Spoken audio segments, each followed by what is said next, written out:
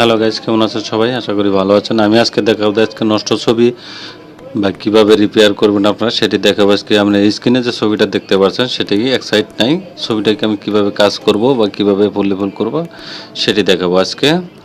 প্রথমে ছবিটাকে রেজুলেশন যেহেতু কম, ছবিটাকে আমি রেজুলেশন একটু বাইরে নিচ্ছি। প্রথম ইমেজে চালু যাবেন, ইমেজের সাইজে গিয়ে এখানে রেজুলেশন দেবেন হলো 300। এখানে আমি 5 দিয়ে দিলাম, ওইতে দিয়ে দিলাম আপনার 7, টামনে 300 রেজুলেশনে টামনে ছবিটা একটু আমি সাইজটা করে নিলাম। দেখতে পাচ্ছেন শার্টটা কিন্তু এক সাইড আছে, এক সাইড নাই, কিন্তু ফেজও কিন্তু অনেকটাই মার খেয়ে গেছে। এই ছবিটাকে আপনি কিভাবে ক্লিয়ার করবেন বা কিভাবে কাজ করবেন সেটি দেখো। প্রথমে ছবিটার ফিল যে মাঝামাঝি দেখতে পাচ্ছেন, এই ফিলটাকে আপনাকে এই মাঝামাঝি থেকে, এই যে মাঝামাঝি দেখতে পাচ্ছেন, এই মাঝামাঝি ক্লিয়ারটা আপনি এটা সিলেক্ট করে নেবেন। সিলেক্ট করার জন্য আমি এরকম এই আউটসাইডের থেকে আমি জাস্ট একদম মাঝখানে টেনে আনলাম। টেনে আনার পরে এটাকে একটা ডুপ্লিকেট লেয়ার করে নিই। ওকে, এখানে ডুপ্লিকেট লেয়ার করে নিলাম। লেয়ার করার পর এটা আমি কাজ করলাম, এখানে ট্রান্সলেট করে এটাকে কন্ট্রোল জে প্রেস করে দিয়ে এটা একটা ফেদার দিয়ে দিন। ফেদার দিয়ে দিলাম 4 বা 10 দিয়ে দিলাম। ফেদার 10 দেওয়ার পরে এটা কন্ট্রোল জে আমি একটা ডুপ্লিকেট লেয়ার করে দেবো। এখান থেকে এটা ট্রান্সলেট করার জন্য কন্ট্রোল টি প্রেস করবে। প্রেস করার পরে এখানে ফ্লিপ হরিজন্টালে যাবেন, যায় এখানে ক্লিক করে দিবেন। ক্লিক করে দেওয়ার পরে দেখতে পারবেন এটা এই পাশে চলে আসে। ছবিটাকে ড্যাশ করে ধরে আপনি এই মাঝামাঝি এনে ছেড়ে দিবেন, যাতে ছবিটা যাতে বোঝা না যায়। দেখতে পাচ্ছেন ছবিটা কিন্তু আমি এই সাইডে সেট আপ করে দিলাম। সেট আপ করে দিলে একটা মাঝখানে একটি দেখা যাচ্ছে, কিন্তু দেখা গেলে কিন্তু ছবিটা কিন্তু ঠিক আছে, ছবির শার্টটা ঠিক আছে। এটা আপনি ওকে করে দিবেন। ওকে করে দেওয়ার পরে ছবিটা এখন হালকা যে দেখতে পাচ্ছেন, এটাকে আপনি একটু ঠিক করে দিবেন। এখন এটাকে আমি সেভ করে দিচ্ছি। আবার এটা যেহেতু ক্রপ করেছিলাম ছবিটা আসবে না, এটা দিচ্ছি। দেওয়ার পরে এই যে কালারটা দেখতে পাচ্ছেন, এটা আমি এখন ফিল করে ব্রাশ টুলের মাধ্যমে কন্ট্রোল জে আমি একটা নতুন একটা লেয়ার করে নিচ্ছি। লেয়ার করে এটাকে হালকা করে আমি একটু মেরে দিচ্ছি। আমি অপাসিটি একটু কমিয়ে দিব, কারণ অপাসিটি একটু বেড়ে গেছে, এটা বেশি কালার হয়ে যাচ্ছে। আমি আর একটু বাড়িয়ে দিচ্ছি।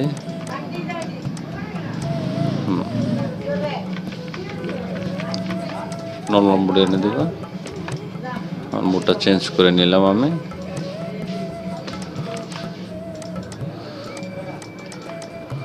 এটা একটা করে দিলাম। এটাকে একটু গ্রিন করে দিয়ে আমি ছবিটাকে একটু সফটনেসটা করে নিচ্ছি। করে দিলাম। তারপর একটু গ্রিন দিয়ে দিব। আমি ছবিটাকে একটু ফ্রেশ করানো, অটো গ্রিন যেটাকে বলে, সেটা দিয়ে দিলাম একটু ক্লিয়ার করার জন্য। এখনও কিন্তু ড্রেস আপটা দিতে হবে। ছবিটা মোটামুটি কিন্তু কাজ শেষ হয়ে গেছে। এখন কিন্তু ড্রেস আপটা চেঞ্জ করলে কিন্তু হয়ে যাবে। আমি প্রথমে ড্রেস আপে যাবো, আমি একটা কোট নিয়ে আসবো, এখানে স্যুট বা কোট পরিয়ে দিব। সিলেক্ট করলাম। প্রথমে এখানে একটা কোড আছে, এই কোডটা আমি এখানে সিলেক্ট করব। কোডটা সেট আপ করবো। এই কোডটা আমি এখানে ড্যাশ করে ধরে এখানে ছেড়ে দিলাম। এটাকে ট্রান্সলেট করে নেব। কন্ট্রোল টি বাটনে প্রেস করে দিয়ে এটা আমি ট্রান্সলেট করে নেবেন। ট্রান্সলেট করার জন্য ছবির বডি অনুযায়ী, যে ছবিতে বডি দেখতে পাচ্ছেন, এই বডি অনুযায়ী কিন্তু আপনার এটা ট্রান্সলেট করে নিতে হবে। ট্রান্সলেট করে তারপর এটাকে আপনার সেট করে নিতে হবে পারফেক্টভাবে, যাতে ছবি দেখতে সুন্দর লাগে। আমি আর একটু করে দিচ্ছি বড়, এটা পারফেক্ট এখনো হয়নি।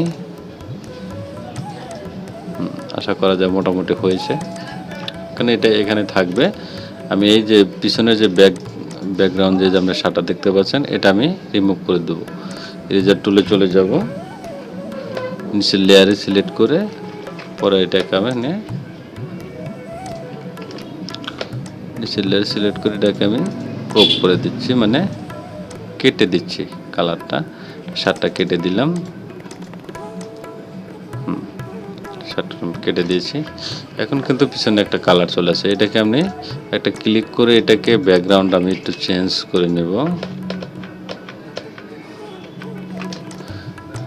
এখানে বেশি সিলেক্ট হয়েছে, সেটাকে অল্টার ধরে তারপরে এখানে ছবি সাইজ করবেন, এটা কিন্তু ঠিক হয়ে যাবে। অল্টার ধরে নেবেন, অল্টার ধরে তারপর কাজ করবেন। এখানে এখানে ফেদার দিয়ে দিলাম, ফেদার আমি 2 দিয়ে দিচ্ছি।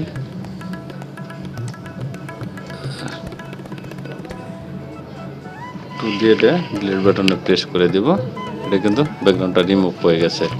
এখন যে বডিটা কিন্তু কোডটা কিন্তু একটু কম, সেজন্য আমি ক্রপ করে একটু নিচে দিয়ে দিচ্ছি আর একটু প্রেসারটা বাড়ার জন্য। এখন আমি পাসপোর্ট সাইজ মাপের ছবিটা কেটে নেব। আর একটু বলে নিই, পাসপোর্ট সাইজটা আমি এখানে সেট করে রেখেছি। এটা একটি ছবি যে কীভাবে আপনি ক্রপ করে বা এখানে নিউট্রাল স্পেস সেভ করবেন, এটা পরে একটা ভিডিওতে জানাবো। আর যদি কারো মতামত থাকে যে না আমি অন্য কিছু জানতে চাই ফটোশপের ক্ষেত্রে, তাহলে কমেন্টে জানাবেন। আমি আপনাদের ইচ্ছা মতো আমি একটা কমেন্টের রিপ্লাই অনুযায়ী আমি একটা ভিডিও বানানোর চেষ্টা করে দেব অবশ্যই। এটাকে একটু ঠিক করে দিচ্ছি। ঠিক করে দিলাম। দেখতে পাচ্ছি এখন কিন্তু ছবিটা কিন্তু অন্যরকম দেখাচ্ছে। যে নষ্ট ছবিগুলো আপনারা এভাবে ঠিক করতে পারেন। সব ছবি যত নষ্ট ছবি পান না কেন আপনারা এভাবে আস্তে আস্তে কাজ করবেন। এখন কিন্তু বিভিন্ন ওয়েবসাইট আছে বা বিভিন্ন সফটওয়্যারের মাধ্যমে কাজগুলো করতে পারেন, কিন্তু নিজের কাজটা করার ওয়েবসাইটে বা অ্যাপসে করে দেওয়া, এটা কিন্তু ভিন্নতা একটা বিষয়। সেটা হলো নিজের পারদর্শিতা বাড়ে, নিজের অভিজ্ঞতা বাড়ে। কাজ আপনি যত করবেন, যত ঘাটাঘাটি করবেন, ফটোশপের অপশনের কিন্তু অভাব নাই ভাই। এগুলো বহুত অপশন দেখতে পাচ্ছেন, এগুলো কিন্তু বিভিন্ন রকমের কাজ, একজন এক রকমের ধরনের কাজ করে। বিভিন্ন এটা কাজ করার কোনো শেষ নাই, মানে শিক্ষার কোনো শেষ নাই ফটোশপে।